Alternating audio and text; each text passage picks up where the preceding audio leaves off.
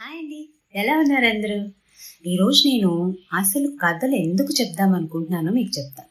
మనందరికీ ఎప్పుడో ఒకప్పుడు లోలో ఉండడం, స్ట్రెస్గా ఉండడం, ఇంకా మైండ్ ఎక్కడైనా స్ట్రక్ అయిపోవడం లాంటి ప్రాబ్లమ్స్ వస్తూ ఉంటాయి, రైట్?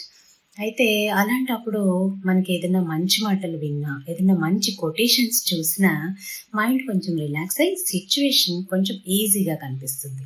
అయితే నాకు కూడా అలాంటి మనుషులకి కొంచెం మంచి మాటలు చెప్పి హెల్ప్ చేయాలి అనిపిస్తూ ఉంటుంది.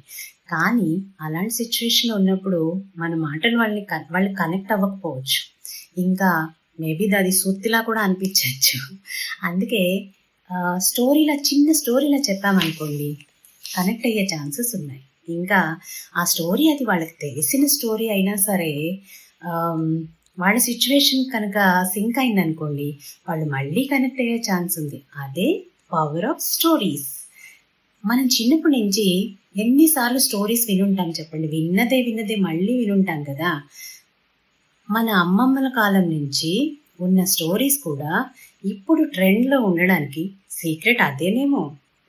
ఎంతమంది నా కాన్సెప్ట్‌కి సింక్ అయ్యారో కామెంట్ చేసి చెప్పండి. ఓకేనా? Thank you.